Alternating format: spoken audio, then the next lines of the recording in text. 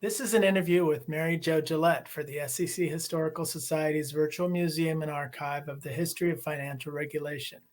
Today is December 8th, 2021, and I'm Kenneth Hibb. Merri Jo, good to talk today. Thank you. You too, Ken. Well, let's just jump into things with a little bit of background. I noticed that you went to Northwestern. I did. Chicago native? No, I'm not a Chicago native. I grew up on Long Island and graduated from high school there, and then went out to the Midwest to go to college. All right. And you ended up back in Pennsylvania, which is interesting. Working in first for the Pennsylvania Department of Labor. Tell me a little bit about that job and the kind of skills that you developed doing that. It was a pretty basic high volume litigation practice. So I appeared in courts all over the Commonwealth of Pennsylvania, in the Commonwealth courts, and I'd have a big stack of files. We would quickly, get up to speed on them and then go in and handle whatever needed to be handled. So for me, because I was interested in being a litigator, the ability to be standing up in court and in front of judges and negotiating resolutions with opponents, even though the matters themselves were not tremendously complex from a factual or legal complexity standpoint, it was a good way to sort of cut my teeth on some basic litigation skills. You spent a lot of time litigating, I guess. Well, yeah, I mean, in that role, that was almost exclusively what I did, other than, writing briefs. I mean, other things that are part of the litigation process. And I went to law school with the desire to be a litigator. That was my whole draw to go to law school. Okay, at Dickinson, right? Yes, at Dickinson. Okay. Did you ever think about securities law at any point in here? I did not. I had, and this is actually probably at least an interesting, if not important part of my story. I had no background in finance. I had no background in accounting. I knew very little about the capital markets. Did not have any kind of financial background undergrad. I didn't even take securities regulation in law school. I was hyper focused on trying to become a very good litigator, and the subject matter was not of great importance to me, at least as I started out. But I had a professor in law school who had been a securities lawyer in New York City before going into academia, who started to sort of quietly nudge me towards that idea in law school, and continued to do so even after I left. And he was ultimately successful. So what took you down to Washington?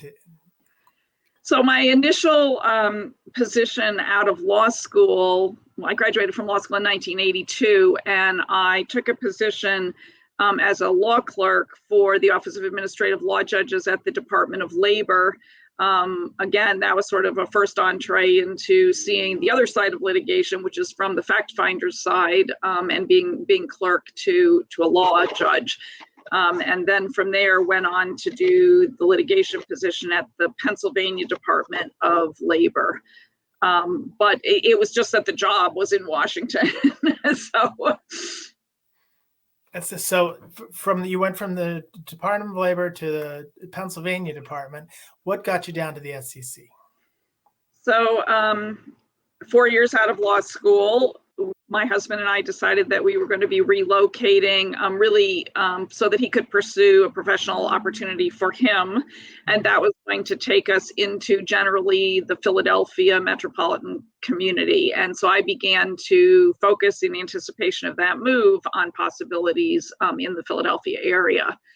And it just so happened that the SEC at that same time, 1986, had made the decision to close its Washington regional office, which is separate from what we think of as the home office now in Washington. It covered the Mid-Atlantic states and was resident over in Northern Virginia. And they moved that office for the Mid-Atlantic states to Philadelphia. So they were looking to hire people in the Philadelphia office because most of the people who had been in the Northern Virginia office opted to migrate into the Washington, D.C. home office of the SEC. Okay. And this same professor who saw a newspaper article about it literally snipped it out, scrawled across the top, "You should apply," and stuck it in an envelope with no other correspondence and sent it to me. And I applied as much to appease him because this was not his first attempt to try to suggest I should move in that direction, as for any other reason. And that was sort of the beginning of how I ended up ultimately at the SEC. So you got the job not anticipating that you would even get a call back or anything like that. Correct. Tell me about the interview. Did you go to Philadelphia? Did you go to Washington? How did that No, work? I went to Philadelphia. It was a position for an enforcement attorney position in the Philadelphia office. As I said, it covered the 5 states in the Mid-Atlantic region, and the District of Columbia was their jurisdiction. And I really didn't know very much about enforcement. I was very, very unschooled and unsophisticated about what the SEC was, what they did, what the career options were. When I thought of securities law, I primarily thought about transactional work, which I was not highly interested in pursuing. But because it was an enforcement position, through both preparing for the interview, and then as I learned more and more about the work and the position, I became intrigued because, first of all, one component of the enforcement work is litigation. And before you get to the point of public litigation, all of the skills that you need to develop investigations really play very nicely off of strong litigation skills. And so I began to become intrigued with the option, and then it became an option when they made an offer to me. Okay. Who was running things? Was Cliff Kennedy running the office at that point? Yes, Cliff Kennedy was the head of the office. He spent about half of his time in Washington, and not in Washington, and the other half of the time in Philadelphia. His family was still down in the Washington area at that time. And because the region, so as you probably know, the regional offices had 3 programs resident in them at that time: the enforcement program for the region, the examination program for the region, and usually a small issues filing office as well. But the 2 primary were enforcement and examination. And the region covered from southern New Jersey west to Ohio, and then down through, Maryland, Delaware, the District of Columbia, Virginia, and West Virginia.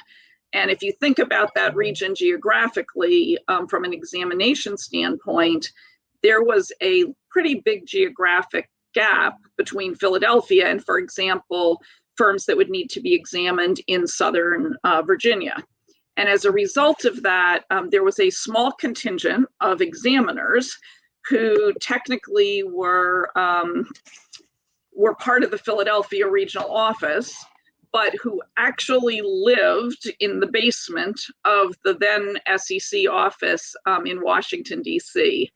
And they would cover most of the southern part of the region from an examination perspective. But the enforcement program all sat in the Philadelphia office, and part of the exam program for the northern part of the district. Okay. So you came into the enforcement side of the program, right? I did, yes. Tell me about your work as a staff attorney. Is this starting out as a staff attorney, and also a little bit about the office itself? Okay. Thumbnail description, maybe. So the office itself was a relatively small office starting out. It was probably about 2, in terms of numbers, about 2/3 examiners initially, and 1/3, or maybe even a little less than 1/3, of enforcement attorneys. So there was a regional trial counsel, there was an assistant director, a couple branch chiefs, this is on the enforcement side, and 8 enforcement attorneys only initially when I started. Now that same office is well over 100 people, so it's grown over time. And all of us who were hired in as staff attorneys in enforcement were new to the work and new to that office. And that was just, again, it was a consequence of the shift in the geography, and the experienced enforcement attorneys who were not supervisors had all opted to migrate into the home office. It was a very collegial office, actually, and particularly in that small enforcement group, because we were all kind of learning together as we went. And we had two choices. We could be collaborative and work together and hopefully all, achieve some degree of achievement together, or we could stab each other in the back. And fortunately, it was a collegial group. I don't know what else to describe as far as the office, but the work was varied. It had a number of cases early on in my career that were cases alleging some kind of disclosure or reporting failures by publicly traded companies. So in some instances, it was straight out financial fraud. In others, it was things like how the future of the company was characterized, for example, in MD&A discussions, et cetera. And I worked closely with some of the enforcement accountants on those cases to develop the record and the gas and gap. I also had a wide range of what I would call regulated industry type cases. So broker-dealer cases, some against mostly smaller independent investment advisor firms, a fair dose of insider trading cases, market manipulation type cases, and exchange cases. So those last three, the insider trading, the market manipulation, and the exchange cases, really go to things that had to do with either market structure or misconduct in the market that would go to maintaining fair and equitable markets. Is that a function of where you were, the sort of the balance of cases and the number of investment companies, that kind of thing, in the Philadelphia area? Not in the early days. That did become something that would drive the caseload mix in various geographic regions as time went on. But at the time I joined Philadelphia, they had a pretty varied caseload in terms of subject matter and types of cases. And the philosophy in that office at that time was that the best way to train up new staff attorneys in enforcement was to give them a wide mix of cases so that they could become familiar with the range of issues, the range of statutes that the SEC is responsible for enforcing. And it was seen as part of their development. That did not necessarily, it was not the only view, but that was the culture and the approach in the Philadelphia office at that time. And frankly, I think I benefited from that in terms of accelerating the range of things that I learned about so that I could begin to see connections and how to connect dots and market activity across what could have been viewed as standalone, almost tunnel areas of issues. Also, it grew, and this was true really, I think, for most, if not all, of the regional offices, in large part also out of the examination program. Because back in those days, when the regional examiners would go and examine a firm and find what they thought might be an enforcement case and make an enforcement referral, almost without exception, they would refer it to the enforcement staff in their own region, not into the home office to be redistributed or reassigned. And Philadelphia had a very active and experienced exam staff. So that also generated a number of very interesting opportunities to pursue from an enforcement perspective. And it sounds like it was a fairly large exam staff compared to some of the other regions. It was. It was large in terms of its ratio to the enforcement staff. That was partially because of where it was located and the region that it had, but also partially because the enforcement staff was just being germinated in Philadelphia and hadn't grown into the, the level that ultimately it would grow into. But there were other regions that had large examination programs. Obviously, New York did, Chicago did, LA did. I mean, it's hard to think back to all those years ago, to and separate that from what I know about where they are today. But it wasn't, there were other offices that had smaller exam staffs, but also many that had substantial exam staffs. Okay. How about headquarters? Did you get any training? Did they ship you down to talk to people at headquarters? Not very much officially back in those days. And I say officially because one of the things about being a staff attorney in the Philadelphia office was its geographic proximity to Washington, D.C., which meant that just from a very practical standpoint, to be able to access potential training or exposure to programs that might have been going on in the home office, not necessarily being, taken around to the regions. From Philadelphia, it was a matter of hopping on an Acela train, and you could be down in Washington in an hour and 30 minutes, which could make it a day trip. And it was very reasonable from a resource standpoint in terms of, the office supporting that kind of travel. We also had the benefit of, by having Cliff Kennedy as the head of the office at the time, and he having come up in the Washington regional office, which was an even shorter train ride over to the home office in Washington, he had experienced and really strongly believed in the value of exposing young enforcement staff and other staff to some of those opportunities. And so he encouraged us to to identify opportunities, take advantage when our cases were ready to go before the commission, to actually go down in person and sit with the commissioners and experience that. And I certainly was a beneficiary of that. When I say not very formally, as time went on, there began to be formal training that was developed, and was also, they would bring in enforcement staff from the regions as well to participate in it once a year.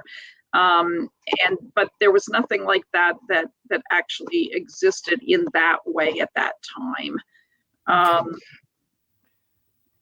You talked about some of the cases, and you talked about this on-the-job training.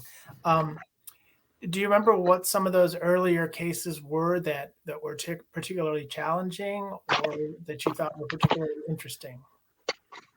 So I'm going to say the first really large case that I had assigned to me, although I had multiple cases, you carried more than one case at a time. So I had other cases in my caseload, but it stands out to me because it was a case that had been fully investigated by an experienced enforcement attorney in the Washington regional office, but had never actually, when the investigation was completed, the analysis and the write-up of a recommendation to the commission to bring the action had not occurred.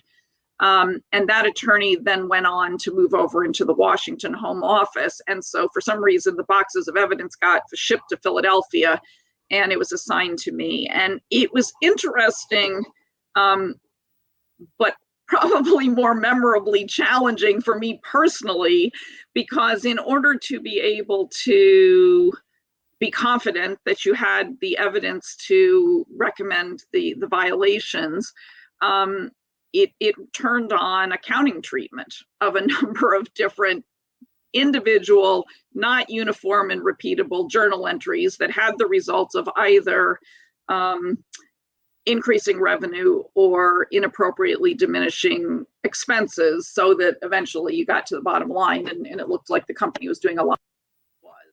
And with no background at all in accounting or how to read a balance sheet or statement, I was very intimidated.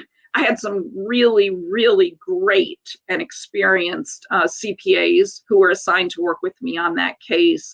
And what that did for me, besides, first of all, striking the fear of God in me about what in the world I had gotten myself into, is that as time went on, I began to gain a pretty high degree of confidence that I could do this work and I could make these cases and I could learn the stuff.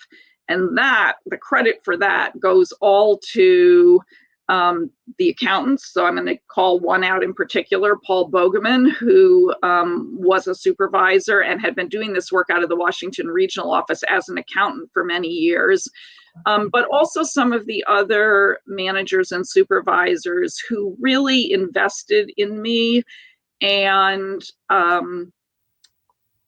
at the same time that some of them were telling me that I would never, literally, that I would never be successful in enforcement because women weren't tough enough to make it in enforcement, there were others that were really investing and then affirming me and really encouraging me that I was on the right track and to keep at it. And well, I might not be the smartest person in the world, and actually maybe this is more a reflection of me not being that smart. I don't know, but one of the things that's true about me is that I'm very tenacious. I can be very tenacious and hardworking, and I was just determined that failure was not going to be an option for me under the circumstances. So that case, which is not a case that I now would say has the most complex securities law issues in it, but what I had to learn in order to develop the record and then gain confidence, because what we were going to be doing if the commission accepted my recommendation, as with all enforcement cases, has tremendous potential impact on the lives of individuals and frequently on the future of businesses and their shareholders. So that I would start out with that. Another case that I got thrown into sort of by just being in the right place at the right time, which I always remember to this day, was a case against a pretty small regional broker-dealer called Lloyd Securities. And I won't bore you with the details, but there was a massive fraud going on there, being perpetrated primarily by the principal owner of the firm, as well as his accountant, who we also later sued. And there was also a criminal case that flowed from that. But the way that case came to me is that we had some examiners doing just a routine exam of this broker-dealer. And FINRA, it was the NASD then, also had examiners in there at the same time reviewing their net capital. And they realized something was really amiss with the net capital account and the net capital contributions. Now, at that time, I don't even know if I could have told you what a net capital account was or where the authority came from or the requirement came from under the statute. I was that new. But they pretty quickly realized that this might be an emergency case and that we might have to get into court to seek a temporary restraining order. And I raised my hand and said, they literally, managers were walking the halls in our office saying, does anybody have time for this? We got this case, you need to drop everything now. And I raised my hand and said, I'll do it. I had no idea what I was getting in for, but I liked you could be in court quickly part of it. And for those people, well, probably just about anybody who's done much with the SEC now, I am going to throw out a name that, that everyone will recognize. So here I am in Philadelphia, don't know too much about anything that has to do with the work we do. And I needed an expert witness to be able to go into court and testify about how the net capital rule works and what was going on at this broker-dealer. And my supervisor said to me, oh, well, you need to call Mike Macchiaroli. And I said, excuse me, this is a name that was, not known to me at all at that time. You call Mike Macchiaroli, he's in the division of trading and markets, what we now call trading and markets. And so I called him up. And I'm not going to say any more because those who don't know Mike won't fully appreciate it. And those who do know Mike don't need me to say any more, except to know that here, all of a sudden, this very green staff attorney in Philadelphia is a voice on the phone with Mike, who was just and is still this guru in this area. And I will always be grateful to him and many others. I mean, I could tell many stories like this, but for the patience that he showed me, and how he taught me, and how, we're working under pressure, and, my ability to deliver was on the line as much as anything. Of course, his was a little bit too, because he was going to be the expert witness testifying. But he was, to this day, I owe him a debt of gratitude, because I was so far in over my head just on that one small aspect of the case. And he just treated me as if I was going to be fine. We were going to do this, and we did. We prevailed in the case and in the immediate hearing most suddenly. But it was sort of like being thrown into not the deep end of the pool, like taken on a boat, 2 miles offshore, and dropped into the ocean and said, "Hey, see you later." Except, thank goodness, there were, a few people there in the water that I didn't know were there, who came, and sort of held me up, and we were able to move forward together. And I have to say, as somebody who personally is just always hungry to learn new things and to have new experiences and to continue to grow, being thrown into this environment where it was both exciting and stimulating. And I'm not just confining this to the Lloyd Securities case and Mike Machiavelli, but the entire environment, and incredibly intimidating. I mean, it was not lost on me that I might have been the dumbest person in the room, or certainly the least schooled person in the room, in situation after situation after situation. And yet I had access to these great minds, people who were driven and committed to fulfilling the mission of the agency, both in terms of the immediate misconduct before them, as well as more broadly, pursuant to the mission of the agency, in ways that I could never have imagined on the day I accepted the job. And I'll tell you, I started to know that I was doing okay. And I couldn't tell you exactly when this was, but it was still early in my early days in Philadelphia, maybe a handful of years in, when I started to be called into rooms early on in complex cases with lots of other people much more experienced than I from the Philadelphia office. And we'd be brainstorming. What do we think is going on here? How could we figure this out? Where should we investigate? What could their motive be? And I started occasionally to have the experience where I'd be sitting there thinking to myself, I think I have an idea here. But then I would look around the room, and there were all of these people there who were way more experienced than I, and who I'd worked with now at that point on some other things, and I knew were very, very smart, and no one else was saying it. And I would start to think, okay, I must be missing something. I'm not going to open my mouth because I might make myself look really stupid, because clearly if that was the answer, someone else besides me would have thought about it. And then and this is, I'm just, summarizing, but then having the experience 2 or 3 days or a week later, where same group of people were back to brainstorming, and someone else in the room would say, I think I know what they're doing. And they would say the thing that I had been thinking, but afraid to say. And then I started to quietly think, okay, I'm catching on to this. So, it was a little bit of baptism by fire. And I don't mean to say that in the sense that it was traumatic, because it wasn't traumatic. It was very exciting. But there was a lot happening, and a lot happening for me, because I didn't come into the role with some of the grounding that some others had, both in terms of just getting oriented to the agency and the process and what we were doing in enforcement, but also just the basic subject matter of how do the markets work? How does a market maker make a market? What is a market maker? How do you figure that out? Things that others perhaps had more exposure to, at least in an academic setting, before arriving at the SEC. Right, and some of the things like Machiavelli. About how long was that? Did it take a couple of years, a year? Oh wow. I would say that I was feeling pretty confident a couple of years in at the time, but from where I'm sitting right now and knowing where I was a couple of years in and how much more there still was to learn, I just think it was additive over time. By a couple of years in, there were areas where I had become very proficient and confident and knew sort of how to tap in to the system and how to lead others in, on teams. We did a lot of things in teams, which was, I liked a lot and still like working that way.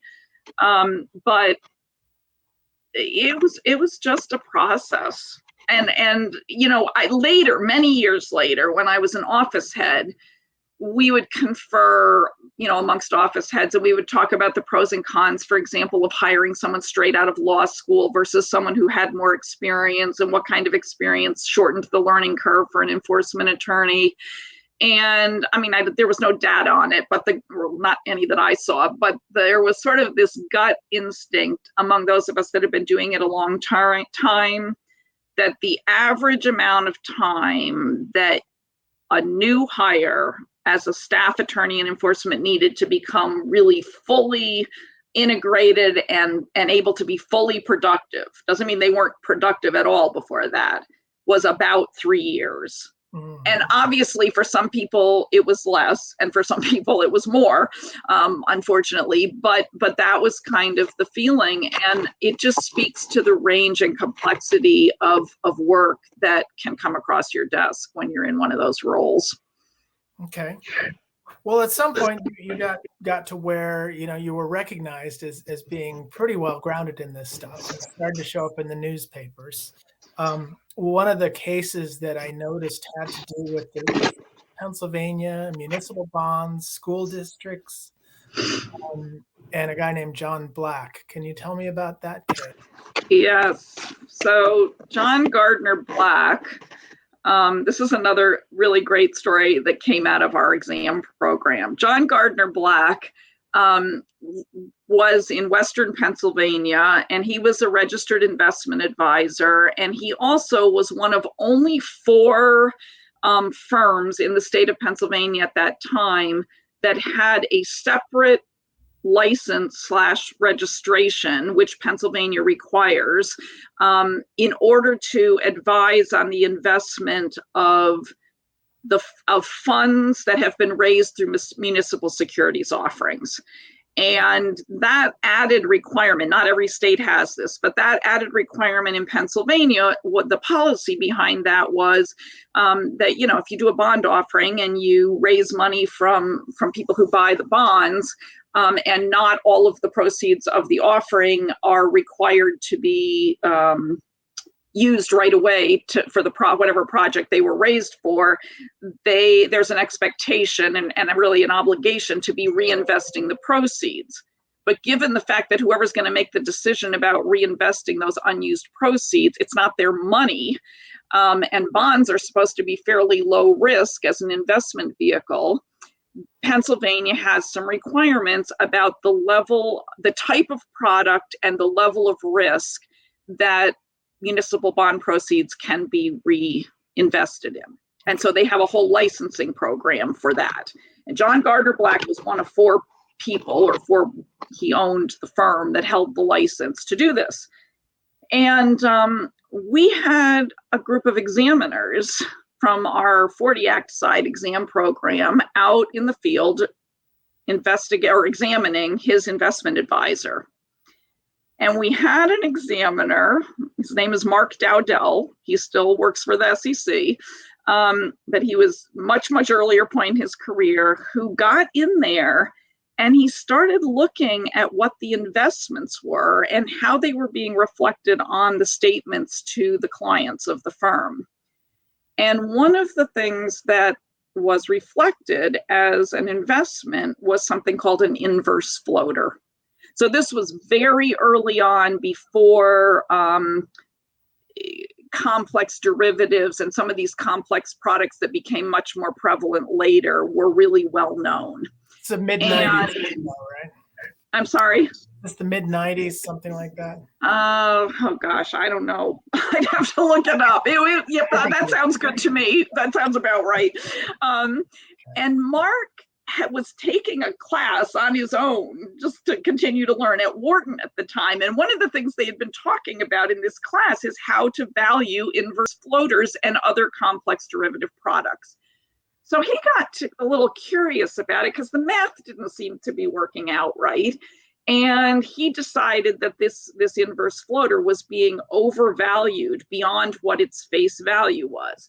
It happened to be a 25-year floater. And so what we know now is that the way that they were valuing it and the way it was then being reflected on the statements to clients was as if the floater were held to full maturity, which was 25 years out, at which it would have the greatest value.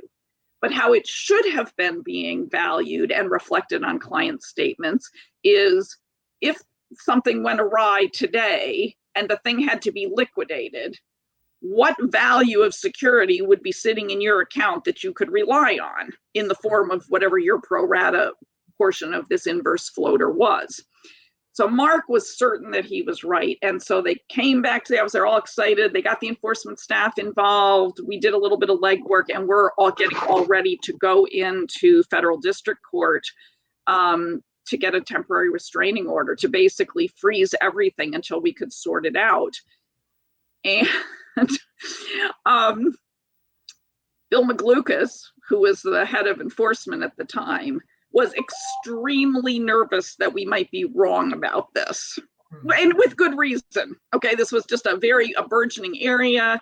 Mark Dowdell, although he was a very diligent and turns out correct student of what he was learning, he wasn't an expert in this area, and there were people way more sophisticated in the industry where these were very difficult at the time to really value. And everything about our theory depended on whether this was being overvalued or not. If we were wrong on that, we were going to fall flat on our face in court. And it turns out that many of the clients were these school districts, not just in Pennsylvania, they also from some other states that also had heard about John Black and the returns he had gotten for clients. And some of these school districts were in towns in Western Pennsylvania where people that Bill McLucas knew, who grew up in Western Pennsylvania, who knew very well or possibly may have been related to, either sat on the school board or were prominent in these small towns. And there were just lots of factors that made us very nervous about whether to go forward or not. And we did something that was, in my experience, not very common at the time. We actually entered into an agreement with Lehman Brothers to do a confidential valuation analysis for us of this instrument.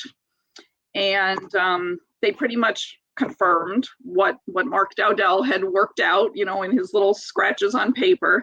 And we went into court. And the back end of the story is it was a $71 million fraud. And by that, it means that he was inflating the stated value of this instrument by a little over $70 million. Became very involved, and I won't bore you with all the details. Ultimately, there was a criminal referral, and John Black did go to prison for a portion of this.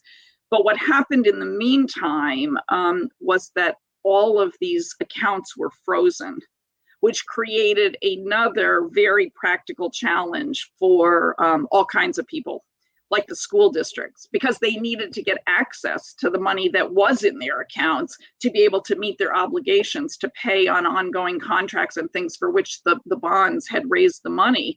And so it became this incredibly complex piece of litigation overnight. I spent a large amount of my time in first person in the Western District of Pennsylvania for months and months and months.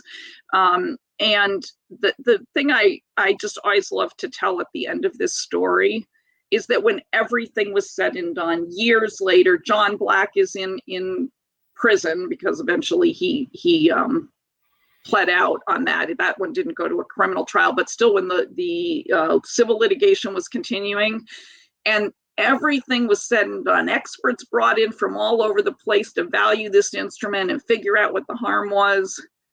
The same calculation that Mark did with his pencil on his, notebook paper, and that which was determined by the court to be the final valuation of that instrument varied by less than $1,000.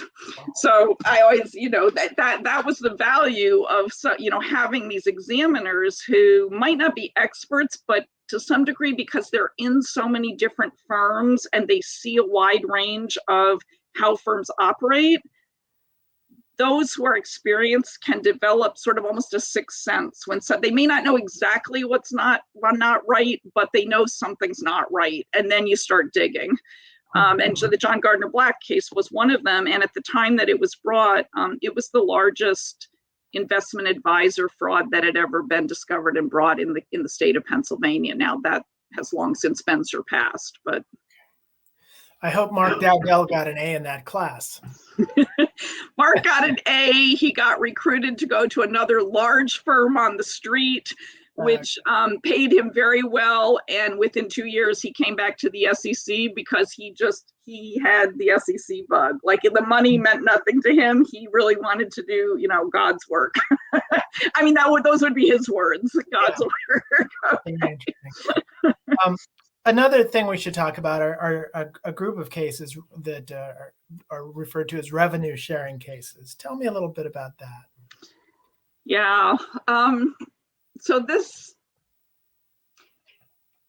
I have to take people back a little bit in time to what was going on in the public. There were lots of cases being brought against large mutual funds and other investment company vehicles.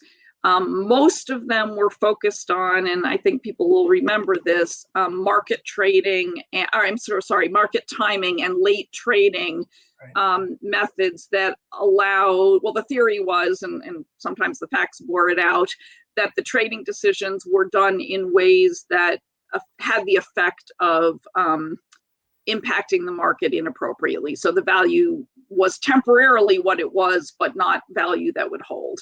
And there were the practices were rampant throughout the industry and, potentially without tremendous malintent in a lot of places. I mean, there were ones where the evidence was a little more juicy, and there probably was intent. But at any rate, it was a huge thing in the press. And Eliot Spitzer was the New York AG at the time. And because the New York AG's office has the jurisdiction that it does under the Martin Act, and because particularly under Spitzer, they frequently would grab headlines by charging people and making a press announcement before they did an investigation, which the SEC is precluded from doing. Both by its authorizing statutes and also by policy at the time. Although many of those matters were being simultaneously investigated by the SEC, we couldn't speak about them publicly. And the SEC was getting beaten up in the press and in the industry, like day in and day out about what is the SEC doing about what's going on in the industry. And I had a small group of a team in Philadelphia that was doing an investigation actually into B-share classes and recommendations, and the recommendations to clients, whether they were being done appropriately to purchase B-shares in mutual funds.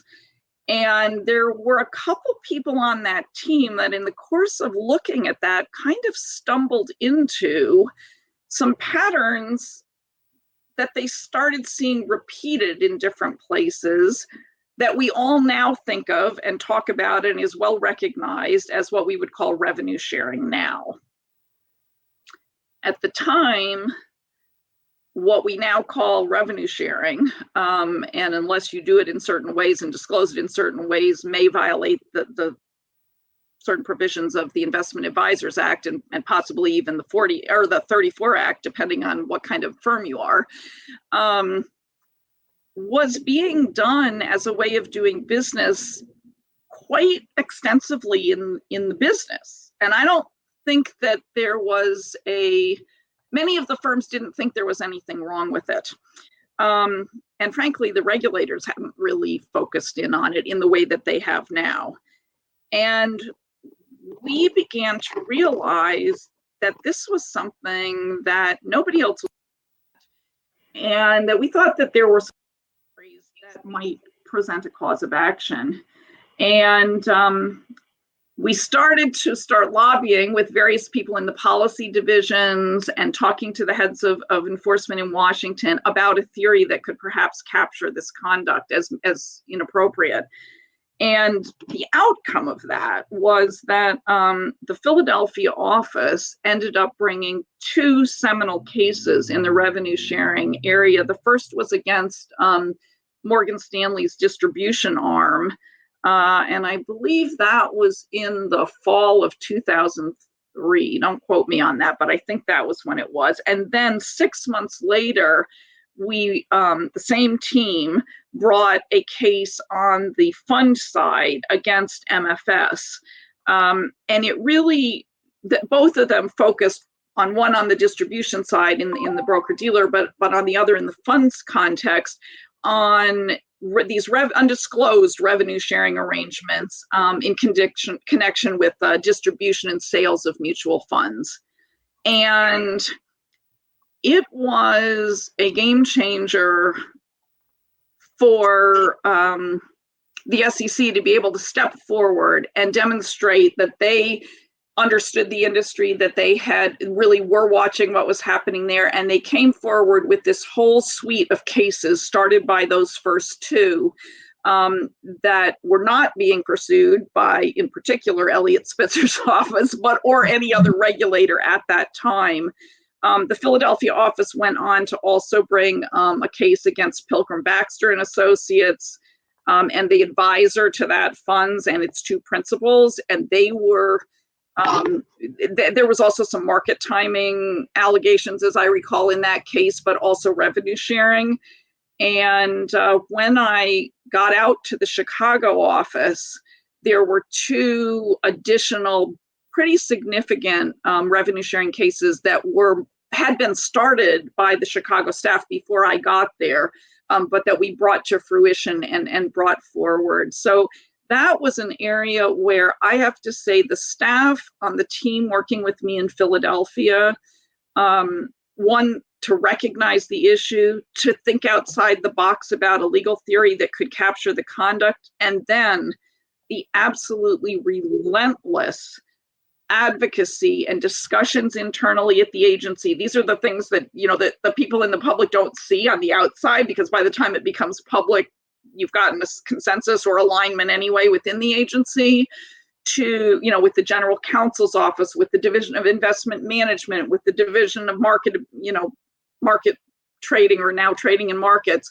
and with enforcement, to really take the same statutes that had been on the books since 1934 and 1940 and look at conduct which had really sort of evolved as the industry grew and evolved, and take a step back and say, hold on a minute, there's a problem here, and do we have the tools to capture it? And not only because it's not only to punish someone who's what I would call a bad actor, or someone who's engaging in inappropriate conduct, but it is also to message to the industry and to investors, here's what you can expect. And we may have only brought 3 cases in this space, or maybe we brought 6 in 2 years, but now everyone's on notice, and it can begin to have, from a policy standpoint, a broader impact. And the revenue sharing cases are ones that I am extremely proud of, and particularly of the team that put them together and worked, with me, and together we brought those forward. It sounds like you had to do a certain amount of sales down in DC to get this through the divisions, ultimately to get it through the commission. Did your team, the Philadelphia team, have any role beyond that? Did you, share this new work that you've done with other regions or within the divisions? So by that time, well, let me say a couple different things on that. Throughout the entire time that I was in a regional office, and as you know, I was in 2, there was always a very strong collegial relationship between the heads of the regional offices. So the directors of those offices would share information. We would help one another in any ways that we could. And so there was sort of an informal network through which things were shared along these lines. But by the time these cases were brought, the Division of Enforcement as a whole, so the division in Washington, and then those portions of the regional programs that were, doing the enforcement work, charged with the enforcement program execution in their regions, were having not only annual conferences where we shared with all of the senior attorneys across the, when I say senior attorneys, the management from all of the regions. We'd come together at least once a year, usually for about 2 to 2.5 days. And people would talk about if they'd done a new theory, if they were working on a theory, what they were seeing, share information, whether other places, including the home office, were encountering any of the same thing. And on top of that annual, we were beginning to have, at least by the early 2000s, so this might have been a little bit after the revenue sharing cases, but not a lot, regular senior staff meetings by teleconference once a week for the Division of Enforcement and separately for the examination program. And so, these are the kinds of things that would be talked about there. And because clearly we're all part of one program, for the program to be as successful as it can be, the more we can leverage and share the learnings, the findings, the successes, what's worked, what hasn't, with others in the program, the more we strengthen the program broadly. Okay. Yeah, that's an interesting concept, talking about how the regions got along. One of the things that happened while you were in Philadelphia is Chairman Levitt set up the sort of deconstructed regions, and Philadelphia, it had always been a branch, but it was reporting to the New York or the Northeast regional office. Were there? So wait, hold on. I just want to say something. Philadelphia had not always been a branch. From 1986 until Chairman Levitt made that change, Philadelphia was a regional office. Okay, very good. Yeah. From 86 to 93 then. Yeah, I think it was 93. That's my memory too. Okay. So when Philadelphia is converted to a branch, it's going through New York. Right. Did that affect morale? Did that become a hindrance, or was it seen as a? I'm going to give you my personal perspective and experience of it. Yes, there were people that were demoralized by it, and on the staff, and felt like it was kind of a condescension. I think for some offices and some individuals within some offices, they experienced it as more of a negative.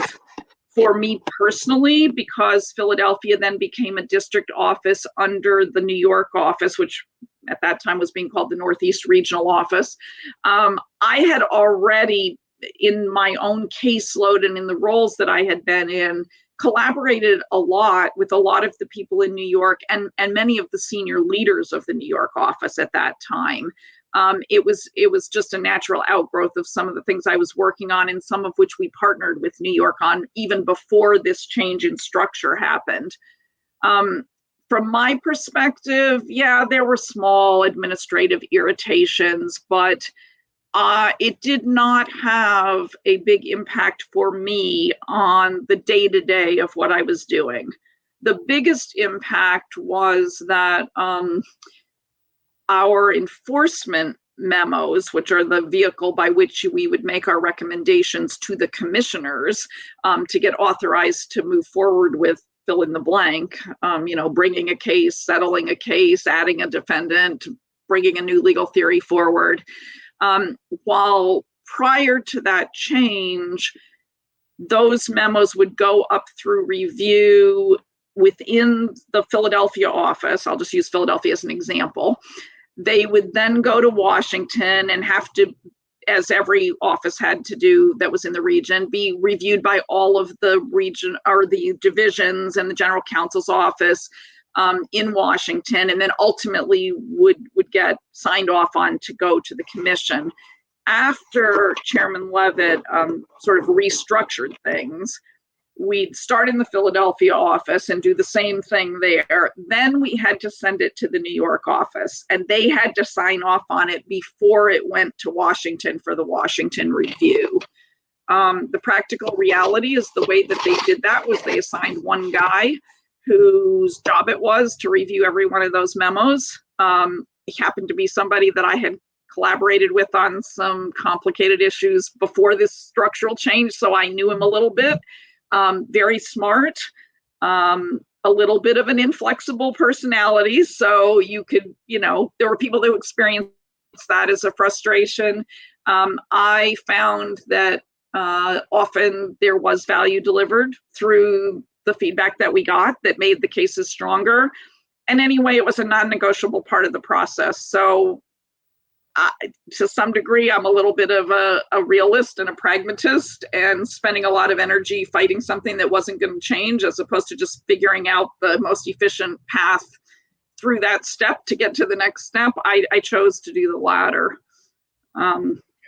I do know that in some other regional offices, there were some much higher levels of frustration because different what had been a regional office and then became district offices then were funneled through different now regional offices. So, not everyone's experience was the same, and I can only speak to mine.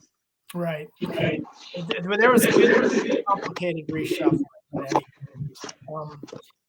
Tell me about your career. You worked your way up in Philadelphia. Did you work your way up to the number 2 position there? I did. Well, the number 2 position over enforcement. So at that time, and still, although this wasn't always the case, there was a head of the office, and then there was a deputy, an associate, what you would call an associate director, one over the enforcement side of the program and one over the examination side of the program. At one time, if you go back far enough, there were no deputies at all. There was just the head of the office. But before the time I'm talking about now, in the smaller offices, you might just have one deputy who was the number 2 person over both programs. But by the time I began to head up the enforcement side, and I was the deputy there, there was also a deputy over the examination program, and that was Joy Thompson, who still is there in the Philadelphia office in that role. So I had a little bit of I'm not sure if this is as unique now as it was at the time, because I just haven't followed it with this degree of detail.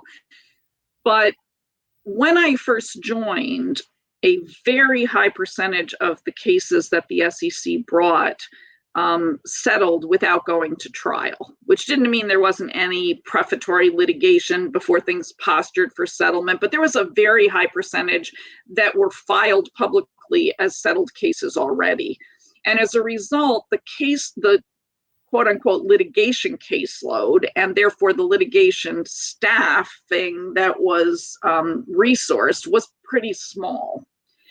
As time went on, that began to shift, and there are lots of reasons for that. Just a really simple example is I started in 1986. In 1990, the Remedies Act of 1990 was passed. Now, all of a sudden, the SEC was given a lot more authority to seek sanctions that hadn't been available before, and many other changes. And it actually raised the ante, things like civil penalties, which other than in insider trading cases had not been available previously in civil cases. And so more defendants started challenging these things because it was going to hurt more to settle it. Right. And the statute was new, so there were a lot of cases of first impression to sort of test what the new statutory provisions really allowed for. And for that and other reasons, the complexity of some of the new cases that the division was moving into handling, we began to have more and more litigation. And I, because of my consistent and unrelenting interest in getting into court and being a litigator, was constantly raising my hand to get involved when there was need for additional litigation help in the Philadelphia office. And as time went on and they began to designate some specifically dedicated additional litigation roles, I spent time both in the investigative program and as a litigator, as a chief trial counsel for the Philadelphia office, and ultimately as the head of their whole trial unit as that trial unit got built out in Philadelphia. But throughout the time, and it was really just a matter of circumstance and being asked because of particular needs to step back over into overseeing investigative work, to step back into the trial work. I kind of flip-flopped between the two, and that was not a really common experience at that time. Most people either were on the investigative side or on the trial side. Now, one thing that was different from office to office in the regions, and also even in the home office actually, is that there were different approaches to how to staff litigation when it did arise. And in some offices, there was this very, what I'm going to call pretty rigid division between people who were litigators and people who weren't. And the attorneys that developed the investigation often handed off, when the case was ready to go to trial, that second phase to the designated litigators. In other offices, and I was a big proponent of this in Philadelphia and started pushing for it, because we were probably kind of a mix before I started pushing for this. I really felt that we should allow, and in fact encourage, investigative attorneys to remain involved with the litigation if they wanted to, as we developed the evidence and began to think about how we were going to put the case on in a courtroom, because it's a slightly different set of facts, and what you think you know and what you can actually demonstrate through admissible evidence to support a finding by a court are not always analogous, and I thought it would strengthen the skill set of our investigating attorneys. When I arrived in Chicago, I was delighted to learn that the Chicago office had this view all along. And in fact, they specifically hired staff attorneys telling them that, if you have a case that's going to litigation, you very well may be part of the litigation team that will also go into the courts to litigate it. And so if you talk to different people and in different offices, and even sometimes by different assistant directors in the same office, that there were varied approaches to that. But that was sort of how I came up, and it was my bias, partially as a result of that experience, but also because I believed that it really strengthened the skill sets of our folks. That is interesting that the regions have the litigation groups beef up a little bit into the 90s, moving into the 2000s. And you've put yourself in Chicago, so let's talk about how you made the leap. What was the opportunity there? Okay, I had been in the Philadelphia office for 18 years. My husband was a partner in a Philadelphia law firm. We had 5 children, still have 5 children, and I was not really thinking that my life circumstances suggested that a choice to move my entire life to a completely different region and city was likely.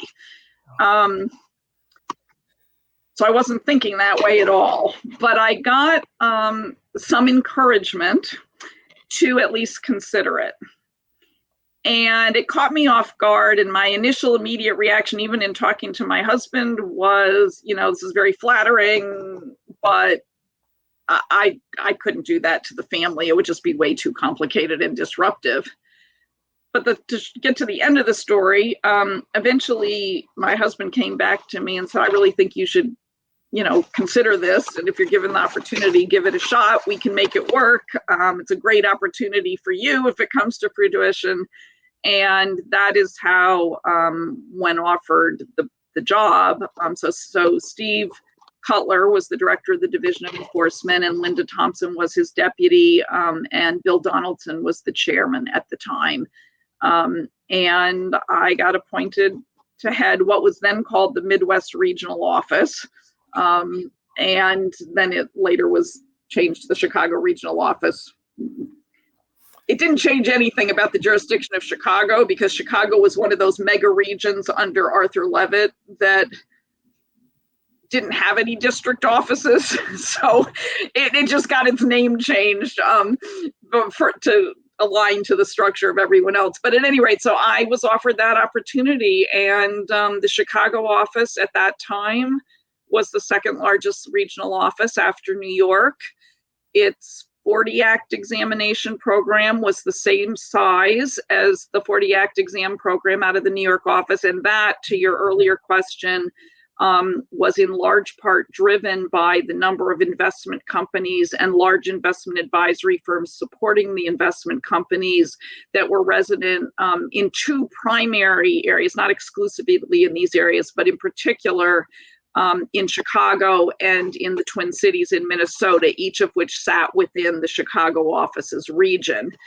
And I stepped into an office of about just a little under 300 people at the time.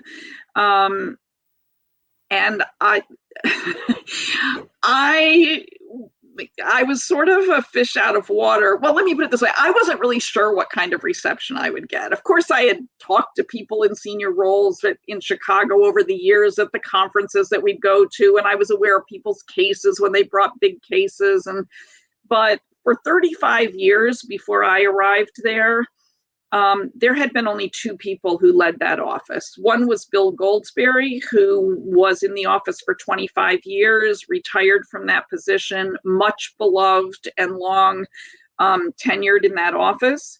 And then his successor was Mary Keefe, who had been in the office from, very early in her career until she was ultimately appointed the head of the office, and had been the head of the office for 10 years prior to my arrival.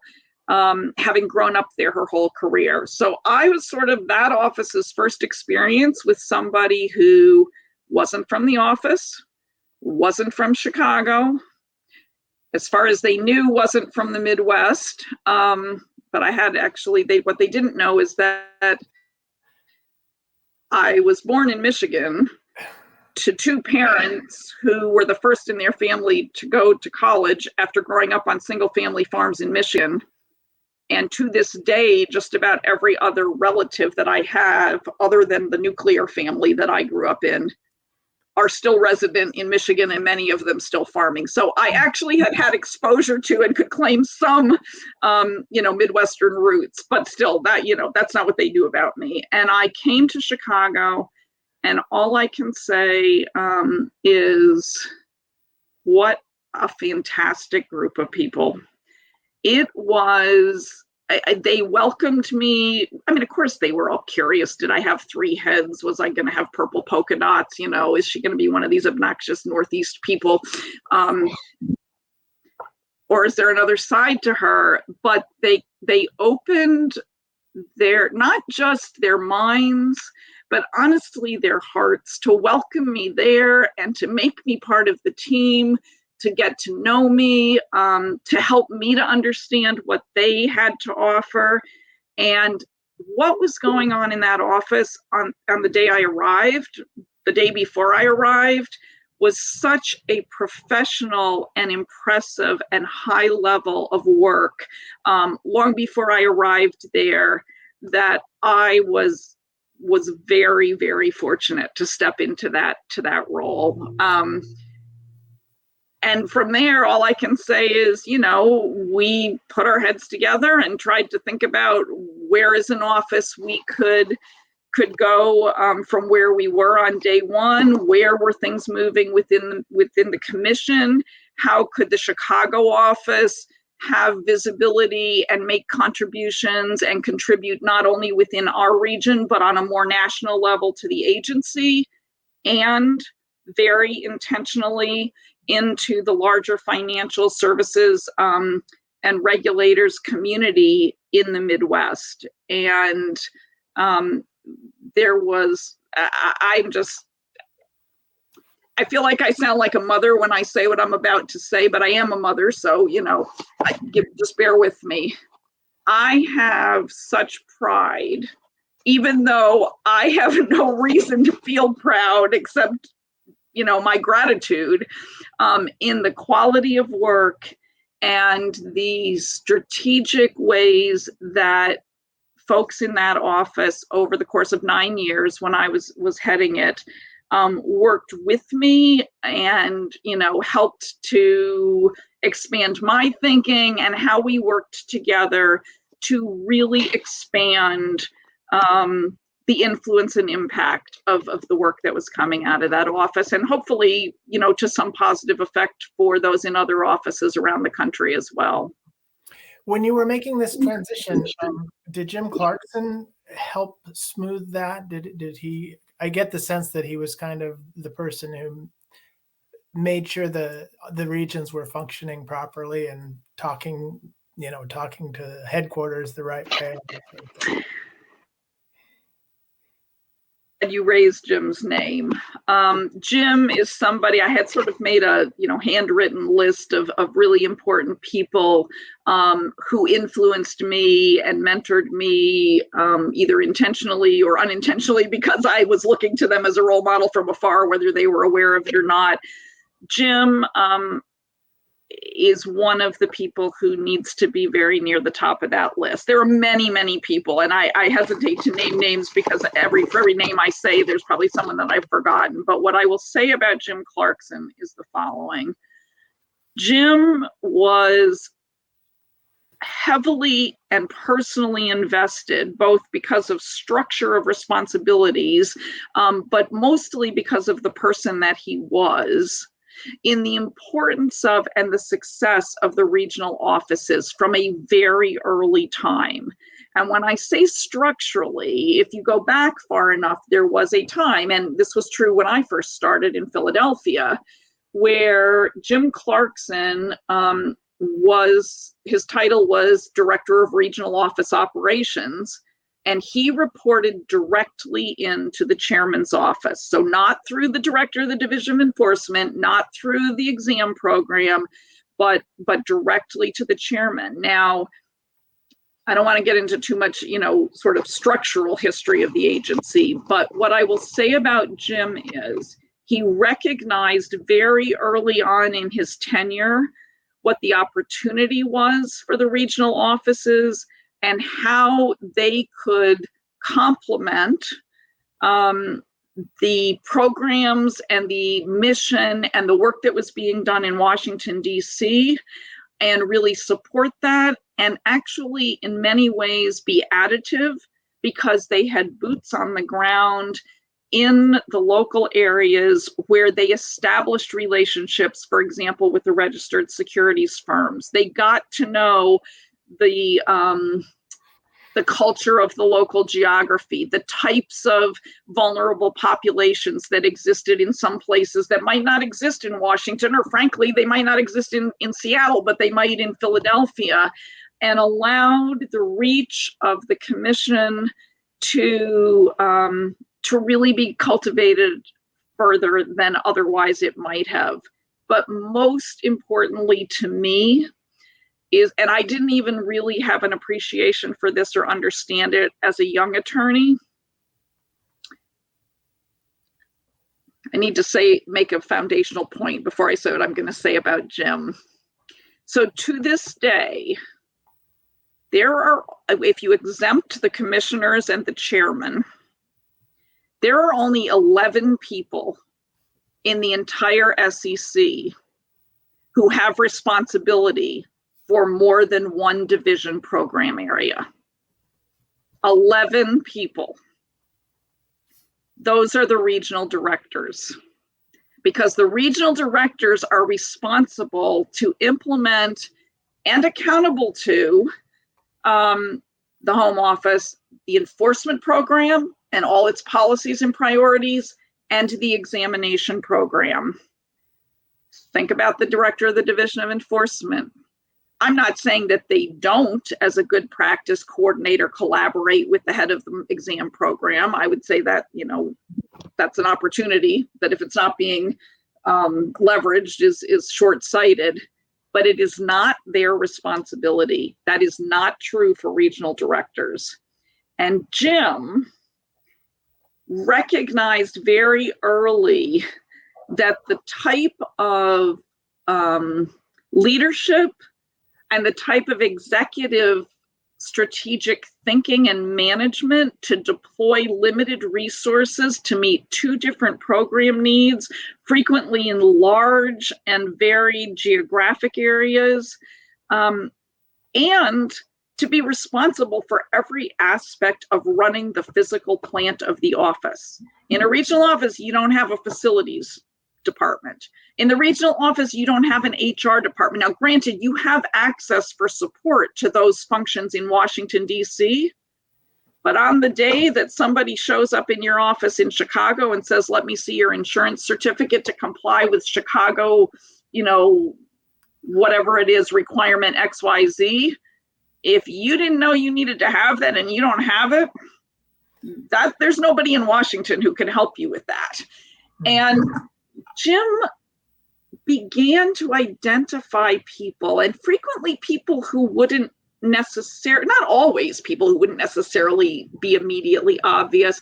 He was very intentional in investing in people. And I think back now to some of the, I knew who he was because he was the director of regional office operations. He would visit regional offices a couple times a year. When he was there, we would have meetings with him to brief him on what was going on. We'd go out to dinner. And I think of some of the times that he, got to know me and it started to probe my interests and started to challenge me to try something, or frankly, gave my name to somebody in Washington to be invited to be on a committee that was primarily going to operate out of Washington, but they did want a regional voice here or there, which not only allowed me to have a voice in some aspects of what was happening and this is long before I was a regional director, it allowed me not only to have a voice in some things that were going to affect regions and were going to affect the agency as a whole, but also to build relationships and profile and credibility with leaders in Washington who maybe might think of my name for the next opportunity, but who would have otherwise never known me because I was some, staff attorney listed on a list in Philadelphia. And Jim, I just cannot say enough about, he was all in committed to the development of people so as to leverage that to serve the needs and the mission of the agency in ways long before it was called out formally as something that was important to do. And I don't know anybody who got to the regional director chair, at least through my tenure, I can't speak to the more recent years, who did not have some version of that relationship with Jim and or really benefited from his mentorship and support once they were in the chair, to get oriented and to think about how to best, use the resources that they had available to them to promote the best for the office and also for the commission more broadly. Great. Well, let's move into your period in Chicago. Any notable cases, things that were landmarks for you and your people in those years? So I'm going to touch on a couple. There were many. Like I said, first, it was a huge office. So the number of cases that were being generated out of that office were significant. And part of that was just because of the size staff we had. We had approximately 100 enforcement attorneys in that office. So just compare that to when I started in Philadelphia, we had 8, enforcement attorneys there. And then added to that, besides the size of the program, we really had come a long way in building very intentional collaborative relationships with all 18 of the U.S. Attorney's offices scattered throughout the 9 states that we were responsible for, other regulators, other SROs, which again, the importance of that is that folks responsible for ensuring compliance with the laws can't always handle what comes across their desk or may not have jurisdiction to handle it. And therefore they frequently will make referrals, but they make referrals to people that they know or that they've heard. They don't just call the SEC and say, hey, we got this case, can you help us? They say, who do we know at the SEC? Do we know anybody there that we think could do this? Okay, let's call them. And so some of that also grew out of our very intentional work to cultivate and nurture those relationships. So I'm going to just mention a couple. One that I really want to mention is the Hollinger International case. It was a case that had already, it was already in the works when I arrived in 2004, and had been just amazingly investigated under some really trying circumstances. Hollinger International was owned and being run by someone that you all may have heard of, or if you just Google it, you can read some very interesting things about him, named Conrad Black. And Conrad Black was doing a number of different things, not just in what we were investigating him for. But the reason I call out that case as something that really was a testament to the great work of many people in that office is that not only did we seek successfully sanctions against Mr. Black and the companies and a couple other individuals who were working with him, but we did something that had not ever been done before. And there was a lot of concern inside the agency before we got authorization to do it about what the implications could be and whether it was something that the SEC should be doing or not.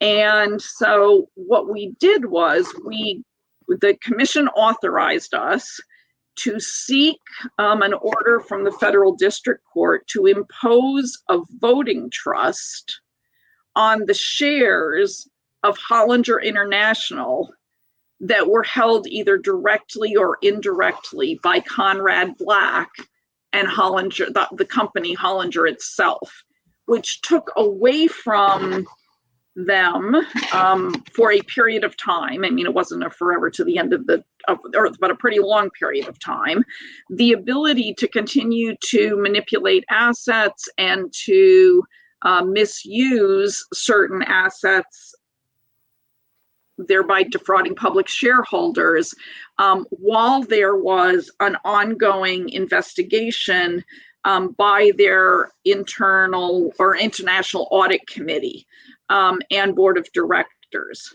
And as part of that order, we were successful in persuading the court that it would need to maintain this special committee and trust in place to continue, because this was before the case was over. This is interim relief in the middle of our own investigation. So we had determined and the court made findings of certain violations, but we knew there was more to be had.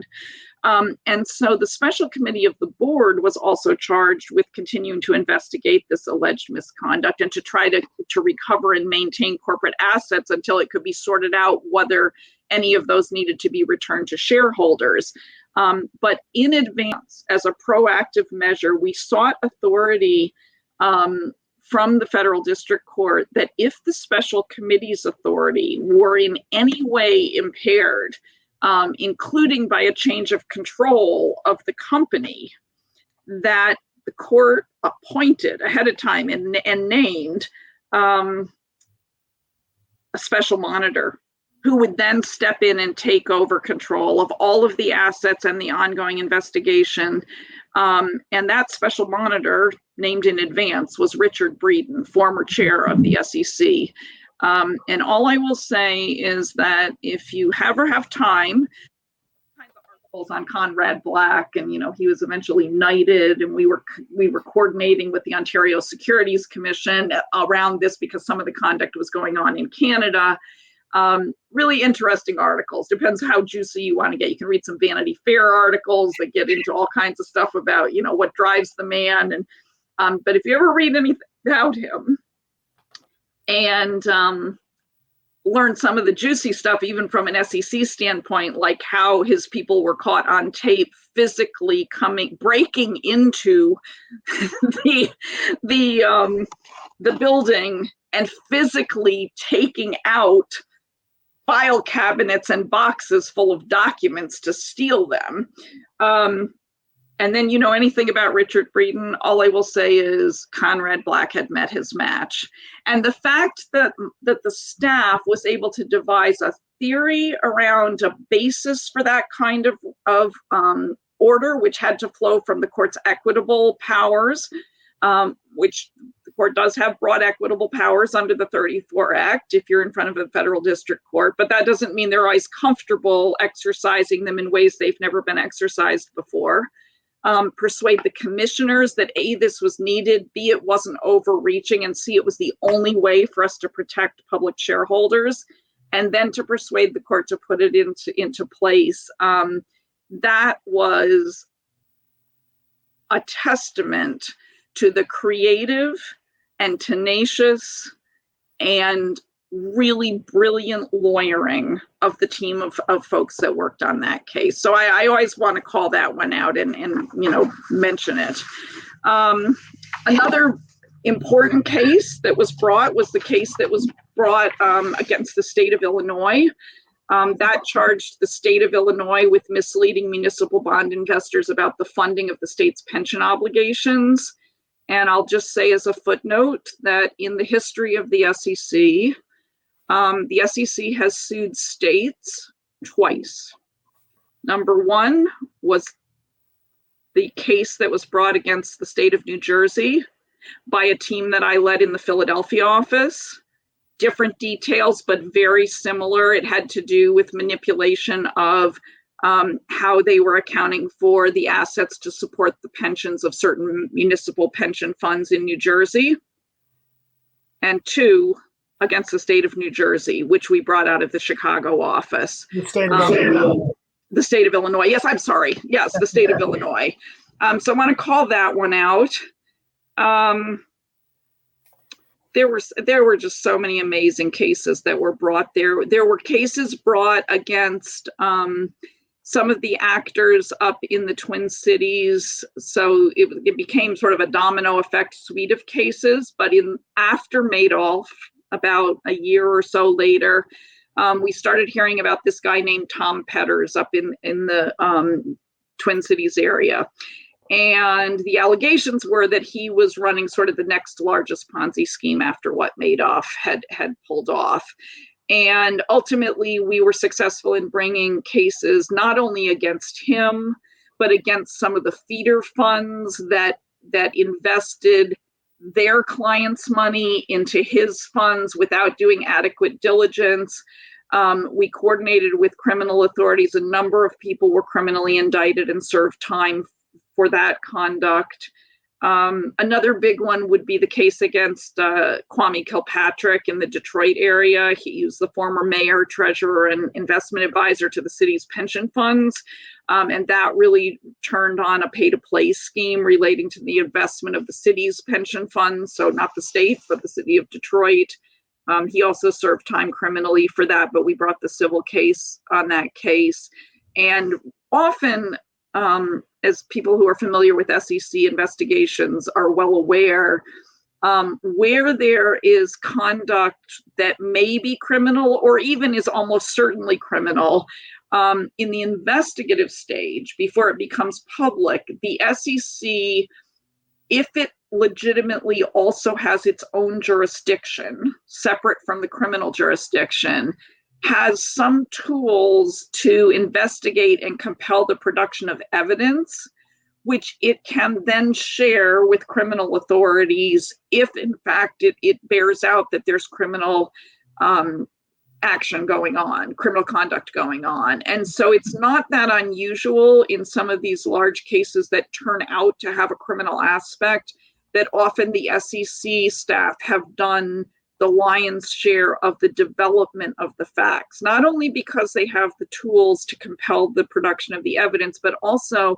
because they have specialists who have been trained specifically to build these often very document-intensive cases. And in some criminal districts, although this is changing and getting better all the time, but I would say when I first started, if you were talking to a U.S. Attorney's office outside the Southern District or the Eastern District of New York, the likelihood that you would find either agents, meaning postal agents or FBI agents or others supporting investigations, or an office who really knew how to and had experience in building, not that they weren't capable, it's just that there's ways to do it that the SEC has sort of refined over the years because that's what they do all the time. And it was much more difficult for some of those offices to really tackle that conduct. And if you look back in time, you frequently will see those cases that today might be indicted as a securities fraud case being indicted as wire fraud or mail fraud cases. Even though if you read the facts and you were a securities lawyer, you would say, well, there's security fraud here too.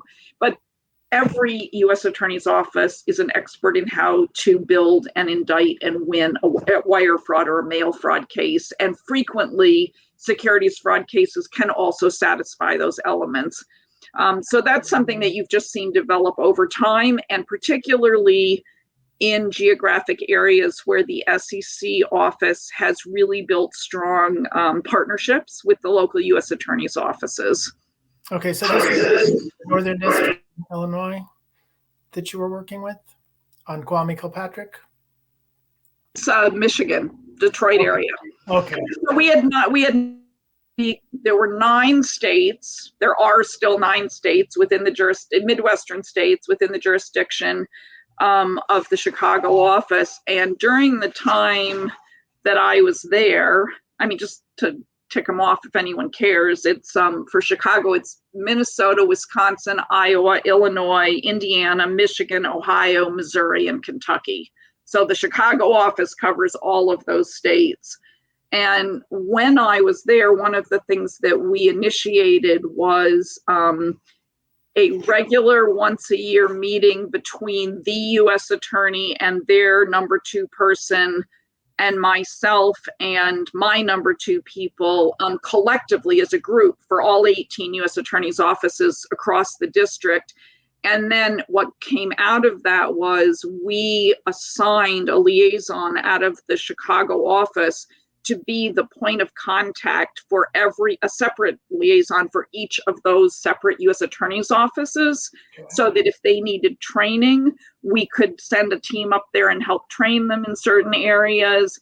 If they needed us to detail somebody to them to work on a grand jury investigation in an area that they were less familiar with, they could make that request. Whether the person who was the liaison would have the answer or not, they would get them to the right person so that they knew how to do that. And, some U.S. attorneys' offices are geographically situated in places where there's a more natural conduct that you're going to find that is also has SEC jurisdiction, and others not as much. So I wouldn't say that the fruits of that investment were co-equal in every district, but it was something that we felt was important. And frankly, I was really encouraged by the openness of the U.S. attorney's offices in also being open to doing that. We also would partner with them periodically to do things like investor education seminars, where we'd have a day of programs and invite people from the public in, and we would provide speakers and case studies, and they would as well. So that's some of the soft stuff you do to just kind of be out there in the community, not related particularly to any case. Okay. You mentioned Madoff and you mentioned Petters, and one of the things the Regents did was they went out and found Ponzi schemes after Madoff. But the other thing was Robert Khuzami coming in and essentially enlisting the regional administrators, the regional directors, and kind of reinventing enforcement. And I want to talk about your role in that process. I understand. I've seen a reference to a meeting down in Southern Maryland where everybody got together and talked things out. Do you remember that event? I was at so many meetings like what you just described that I don't have a single meeting in mind, but so I'm sure whatever one you're thinking of, I was probably there, but I'm not, that's the best way I can answer your question. That's fine. Tell me how that played out. So, actually, before that happened, when the Madoff report was issued publicly, so it was available, one of the things, and I can't speak to what other regional directors did, but one of the things that I did in Chicago was well, first of all, I read it cover to cover to see if the Chicago office was mentioned any place in there, to be perfectly blunt. And we were mentioned in one footnote about how we referred something to somebody else that we found that looked amiss. And I breathed a sigh of relief. But then I provided access to it to, in particular, my exam program. It was also available to my enforcement managers, but the reason I initially targeted the exam managers was because some of the misses had occurred as a result of when and how Madoff's firms were or were not examined. And I started with a charge to the staff to say, start by reading it. And when you've done that, start getting together in some small groups and start, brainstorming around what can we learn from that. And then we're going to come back together and we are going to really, and I told them, I'm very happy to report that I couldn't find anything in there that suggests that the Chicago office has egg on its face. So you can take 30 seconds or less to exhale. But the reality is that we are all on one team, and anything that besmirches our program or our effectiveness as an agency affects all of us. And so we're gonna own this and tackle it together with everyone else. And part of what came out of that, and I know I'm going to go in a different direction on enforcement, although there's a piece of that, but one of the things that we did, this was over about a 6 to 8 month period, so I don't mean to suggest I handed out the report. I said, everybody think about it, and then we came up with this, magical solution, is that my exam program, so that was about 140 plus people between the investment advisor side and the broker dealer side, began an exercise of breaking up and let me just give credit here. At the time, Jane Jarko was the senior person overseeing the 40 Act exam program, and she really came up with this idea and to a large extent facilitated it. And what we did was we divided people into groups, and we asked each group to spend time really thinking strategically about what went wrong, how would we do things differently now that we know what we know, and how should we be thinking going forward?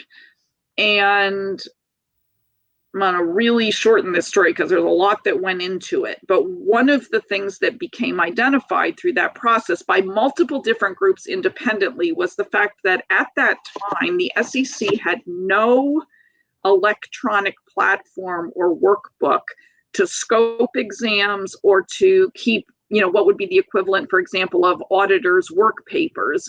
Everything was manual. And eventually, because we started with a number of groups, then we get together, all the groups would report to the other groups. We'd see some groups are overlapping. Okay, let's conflate those two groups together. We got down to kind of a core thrust.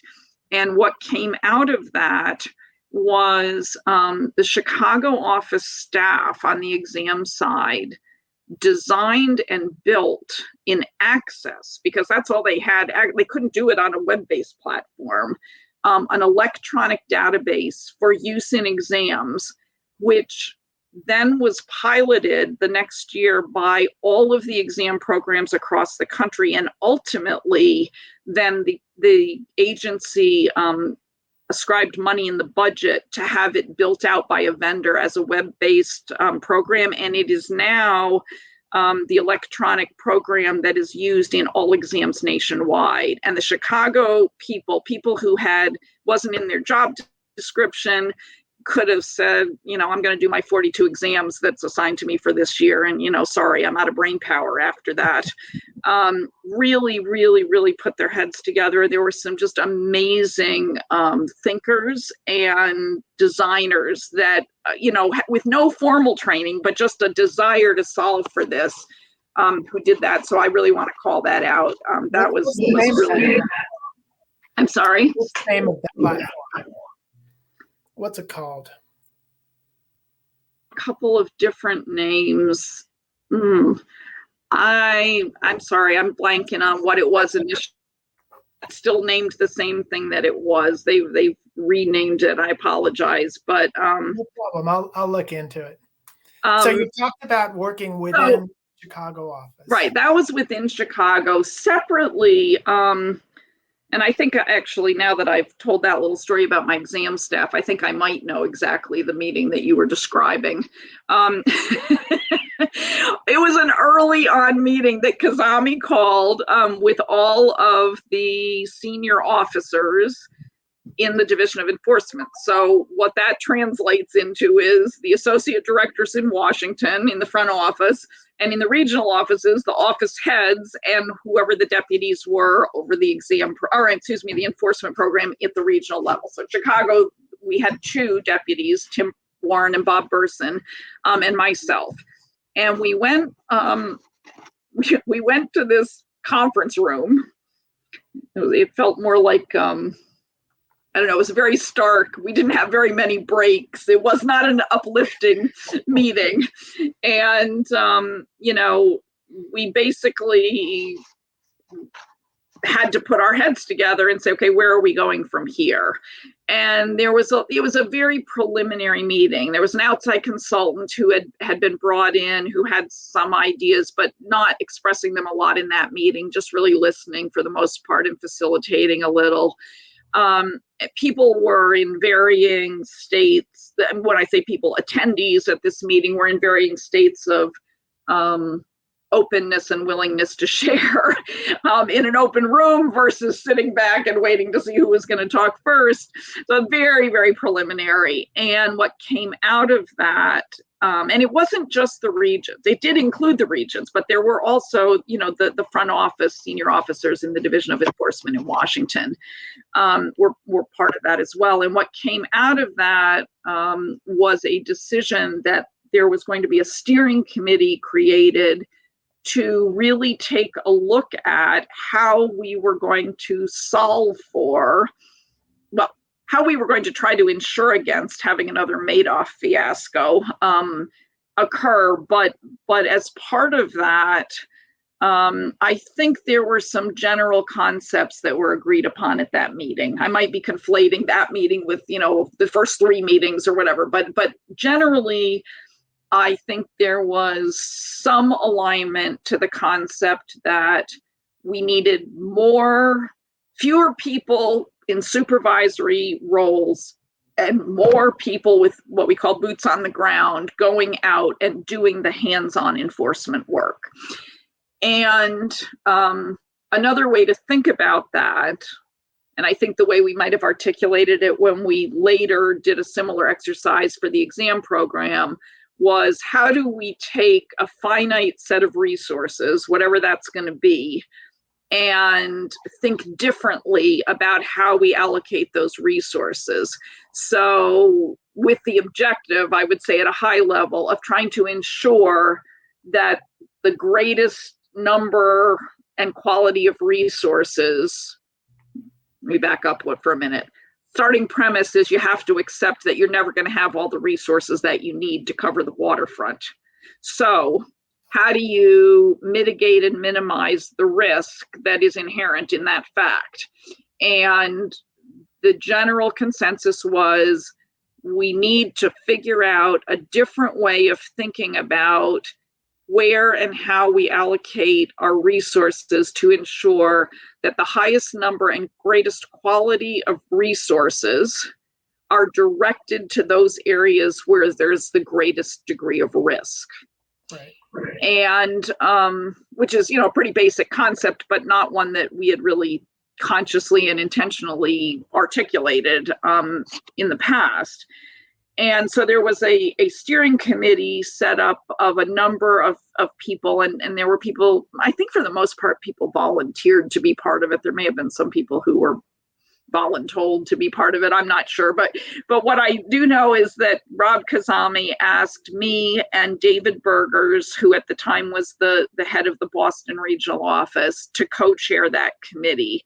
And the work that we did went on for, probably 18 months before we got to the point where there were recommendations that were going to begin to be adopted. And then we spent at least another year negotiating with the union to be able to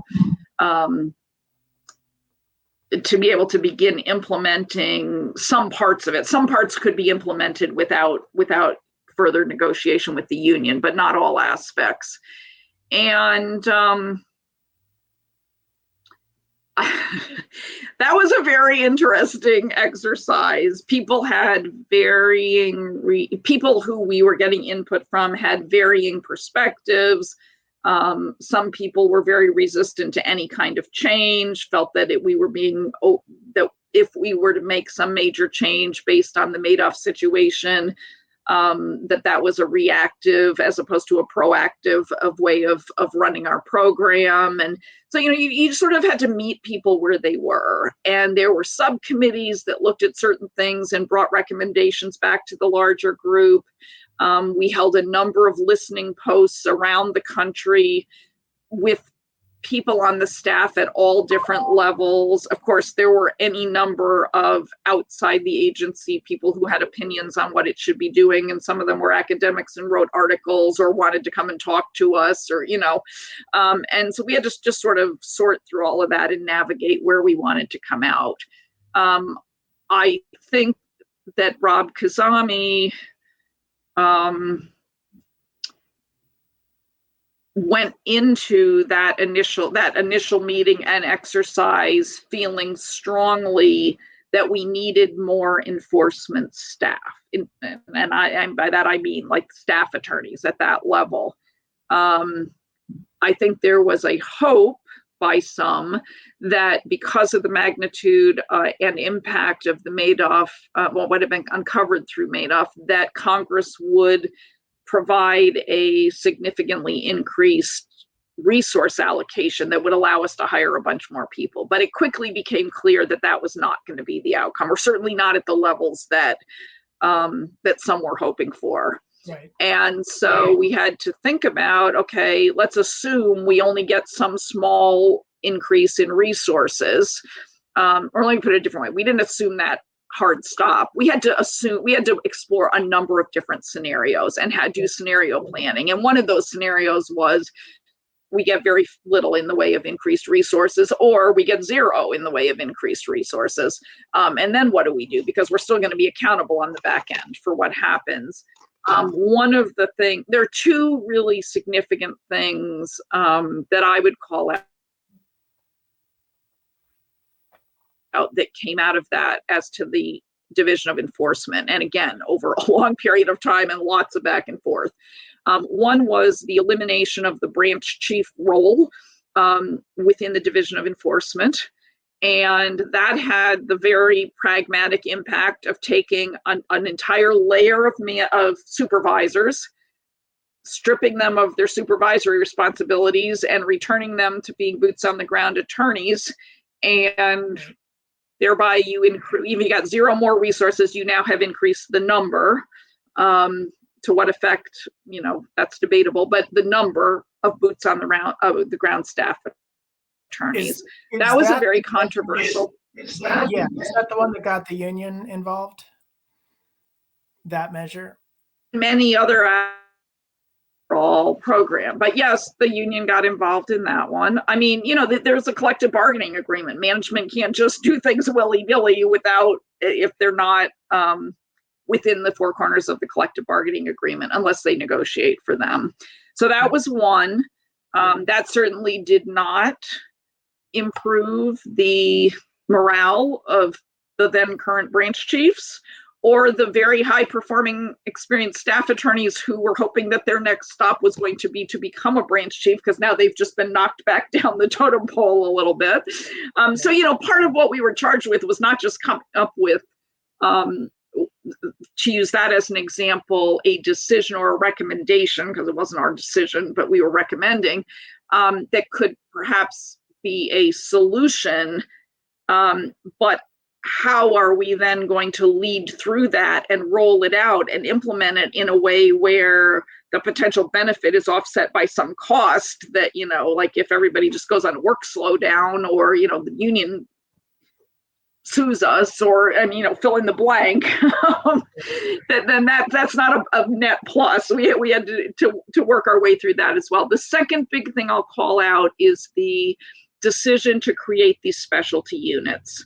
And there were also a number of aspects around that once that there was a decision to go in that direction, that required negotiation with the union. Okay. But that was the ultimate decision. I'll save you the making the sausage part of how we got there. And it has continued to evolve over time since the first rollout. Initially, there were 5 specialty units that were named. And one of the things that was messy, I guess, that's probably a polite word for it, once we decided to go that route, was that the specialty units had separate senior officers who were responsible for leading those units. So before the creation of specialty units, you had senior officers in each regional office that were responsible for the enforcement work done in that office, and senior officers in the home office who were responsible for the work that was done out of the enforcement work that was done out of the home office. And now you have these folks who were the head of specialty units, which were virtual. And by that, I mean, they didn't have a geographic footprint. They didn't have, the specialty unit could be comprised of people from all over the country, some of whom had to come to work in the Chicago office every day, some of whom had to go to, work in the LA office every day. The specialty unit head might be sitting in the Philadelphia office every day. And so then how you had reporting lines and how you both empowered the specialty unit heads to be able to be successful and frankly also accountable on the backside, while you actually still needed the cooperation and support of particularly the regional offices. That's where it started to get messy. And just on that last point, I mean, what I'm going to say is going to sound a little crass, but it's true, number one. And number two, it will make the point. So for example, if I had 6 or 8 people who lived in Chicago and came to work in an assigned office in the Chicago office, and whose actual slot for them to be hired is assigned to the Chicago office, and now a decision is made because they apply to be a member in a specialty unit, now they're responsible to a senior officer elsewhere, they still have to have some place to come to work every day. I still got to pay for the real estate that I have to rent to create space for them. They need legal assistance to support them. The specialty units had none. They have HR work that has to be supported. The specialty units did not have that. If the cases the specialty units bring do not settle, somebody's got to try those cases.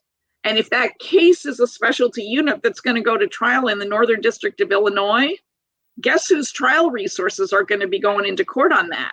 Chicago.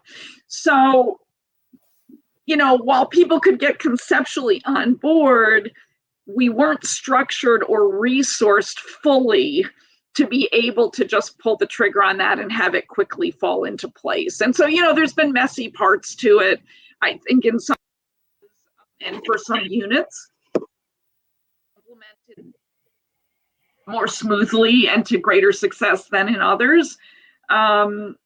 What the decision was ultimately made that for initially, so they have evolved some of these things, but initially, if you were selected to be part of a specialty unit, but you happened to be the day before you were selected on the Chicago office staff, you would have both a dotted line of responsibility to the people overseeing your work in the specialty unit and a dotted line responsibility to people around certain aspects of your employment and your responsibilities to people in your home office, which was the Chicago office. And this are for people who are used to being in very clearly defined hierarchical, they only report to one person. And frankly, the government's performance evaluation system is structured to serve a format where every employee has one manager or supervisor who's responsible for their performance review, their, disciplinary action there. So it was messy, but we got through it. I mean, that's all I can say. There were people that weren't happy at the back end. There were people that had new opportunities before them, who really blossomed in that setting. And like I said, the agency has continued to try to evolve sort of not both how they think about the specialties and also how they've implemented them over time. Yeah, I think Johnny tried to sell this as matrix management or something like that. But it seems that the regions might have been in a good position for this, because after all, you'd already had multiple sort of lines of communication, because under, you had people working for enforcement in Chicago, you had people working for OC. So in that respect, they were all working for Chicago, for Mary Jo Gillette. They happened to be, okay, and I was responsible to enforcement and to OC, but and let me just tell you, I don't say that only from the regional office perspective. If you asked somebody who was in enforcement in Washington, D.C. or in OC not as much. OC actually saw the light sooner and started to adjust their words and their ways of being sooner than enforcement. They would say, Mary Jo Gillette in Philadelphia, forget me being an office head. Yeah, she works for the Philadelphia office. They wouldn't say she works for enforcement. Right. But I'm thinking about the people in enforcement in OC who are in the region. I guess I'm just getting to the idea of whether there are none. That's my point. The people who are in the region are not in OC. They are in the region, and then the regionals. Now, that's changing, and I think it's a good thing. But at the time, I just want to be clear what my point is here, not to argue what it should or shouldn't be, but at the point in time when we moved to these changes in structure, like specialty units, the culture and the way of where people thought about and the way in which the performance management system placed them in the hierarchy around whether they worked for Chicago or worked for enforcement or worked for OC was not ready for people in Chicago to say, yeah, I work for OC. Okay. And there was a strong cultural pride amongst many of the people in the regions, not all, and not all regions, where they took pride in saying, I work for the Chicago office. Like, they did not consider it an elevation or a star in their cap to say, I work for OC or enforcement. Now, not everybody. I mean, different people have different views. So it was another aspect of change management, frankly, and mindset shift that had to happen in terms of how people thought at every level about what their greatest opportunity for contribution might be. That's great. And I'm glad you pushed back on that, because I really do want to get the sense of what the culture was like and how the culture's changed over time.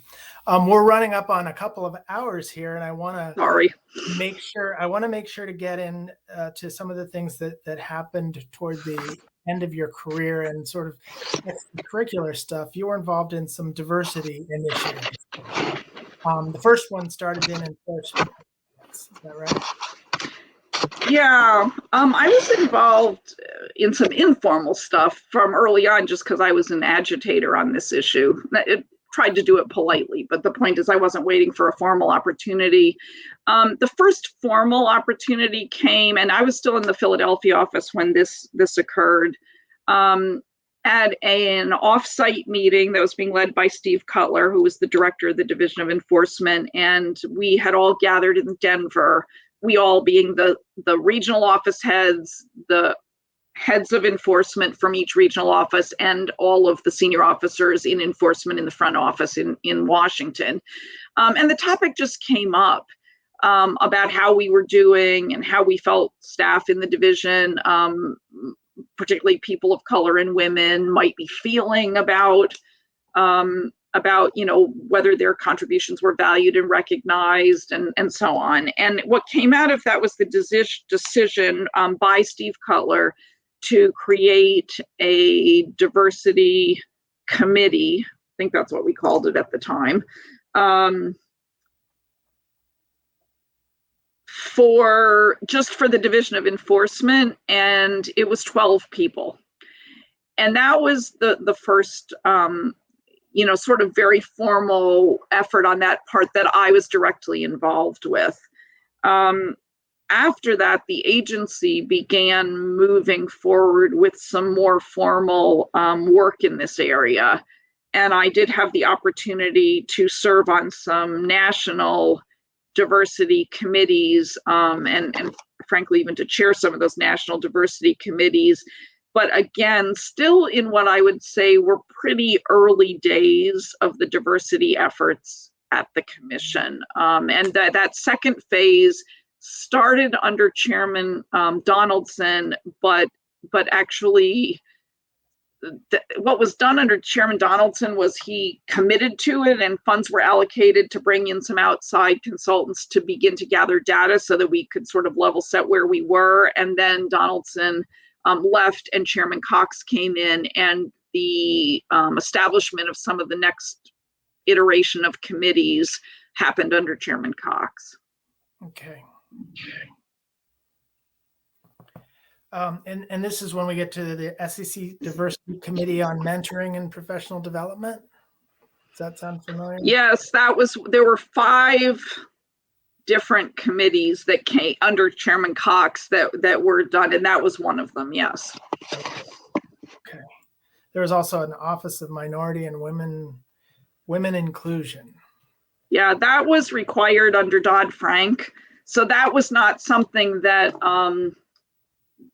that sprung up out of the diversity work, although obviously we were collaborating and coordinating with that office. And that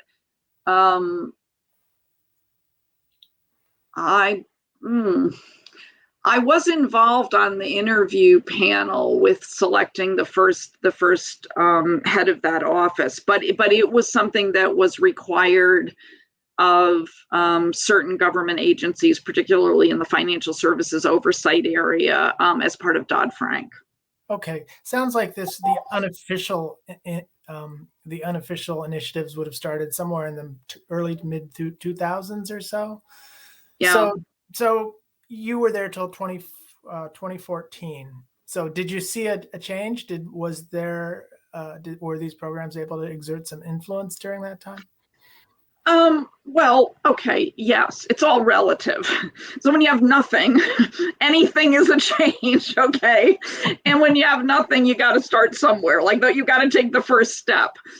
So I don't say that to take away from anything that happened. There were really committed people. There were some really intentional efforts, but I would say that, progress was slow. And frankly, if you look at not just the SEC, but at the financial services industry, you still see that there is a lot of work to be done there to really tackle these issues in a meaningful way. I don't think that it's a complex issue, and you can attack it on lots of different levels. You can say, okay, how do we make the place that we're working, wherever that is, SEC or otherwise, a place of belonging and a place that, of inclusion for all. But if you don't have all there yet, then you're really making it for whatever the small number of people who may most benefit from this. When you're doing it, trying to do it in an industry or an industry sector where historically there has been we're behind where in my view we're behind as an industry and where we ought to be. So the people who have the experience, the people who have had the training, the people who get recommended as top talent are all coming out of this pipeline that has not intentionally been disrupted in a way to create greater opportunity and diversity in the pipeline.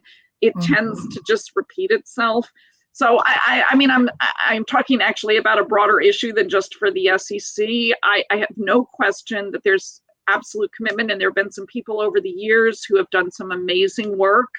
The effort that was put together by a group of people in Washington, and I think it really arose almost out of a grassroots recognition and then commitment of a small group of people who then recruited others to meet with Howard University's law school, because they did not have a securities regulation course at that time in their curriculum, and to say, we would like to be able to offer, for example, internships to more of your students, but we're not getting applications from very many. And when we do, they don't have, it's hard for them to be competitive against some of the other law schools in Washington.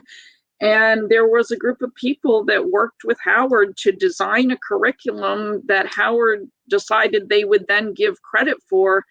And senior people at the SEC, multiples of them, volunteered on their own time to teach segments of that course, to develop the materials, to do all of the things that they had to do, jumping through the hoops both on the government side and also working with Howard on their side of the equation to make that happen. That was no small effort, and it was tangible, and it moved the needle. I don't know how that effort has carried forward and impacted where we are today. I'm just not close enough to it, and I don't say that to take anything away from it. Even if the answer is it hasn't carried forward in a meaningful way, it still was meaningful at the time.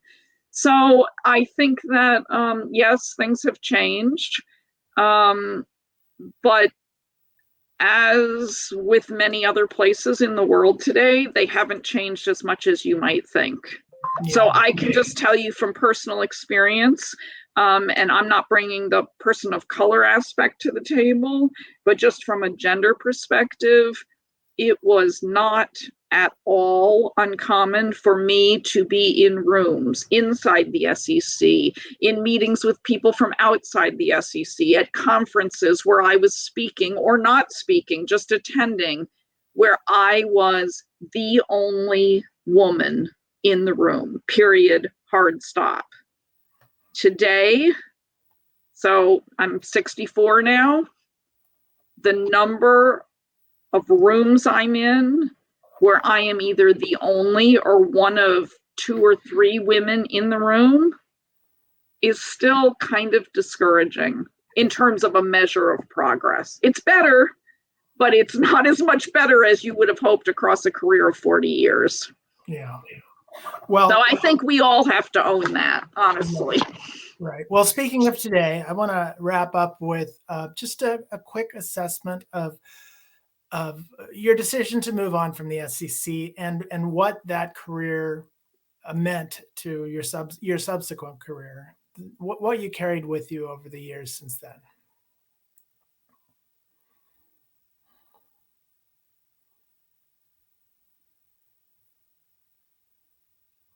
Your SEC signal. after 20. Your signal dropped. Can you hear me now? Yeah, let's start. Oh, I'm sorry. Nope. For those who are listening who may not know, I spent a little over 27 years at the SEC, surprising no one more than myself that I stayed there as long as I did. I then left and went to the law firm of Morgan, Lewis and Bockius, where I headed up their national securities and enforcement and litigation practice. But after only 4 years at Morgan Lewis, I was recruited away to Edward Jones, where I'm now Deputy General Counsel, and I've been in-house at Edward Jones since 2017. So that's sort of where I've been since leaving the SEC. It's hard for me to answer your question in only one dimension, so I'm going to take a little liberty and I think answer it in two dimensions. There is no question that my experience at the SEC positioned me to be able to represent clients, facilitate and expand and challenge others to stretch in the policy discussions around issues that relate to the securities laws in the SEC in ways that I would not have been as well equipped to do, or where I would have had as much credibility through my voice as I sometimes find that I can have now because of what the time that I spent at the SEC. And I hope that that has allowed me not just to go on to the next professional challenge as a next job, but to carry forward and share with others, both my clients and more broadly, some of the perspective and understanding and values, frankly, that I learned through my practice at the SEC, and bring some of that into some of the conversations and discussion in rooms outside the SEC. And this brings me sort of to the second dimension, which I feel sort of duty bound to say, but more than anything, it just comes from the heart. And that is that it is not an exaggeration for me to say that I had no idea, and I truly mean no idea, of the opportunity that was before me when I accepted the job as a staff attorney in the Philadelphia office. I had so little substantive background and training that would have suggested that I could even be successful in enforcement, and as I mentioned, was told as much occasionally by others. I didn't know anything about the history or the mission or the importance of the SEC in the overall regulatory framework, but also in terms of how it influences our capital markets and our economy in this country. And yet, through some combination of fate or good luck or something, I ended up there. And it truly was by grace that I had the good fortune to meet the people and embrace the work that allowed me to come to understand all of the things that I now can see and understand. And I am incredibly grateful to individuals, to opportunities that were offered to me.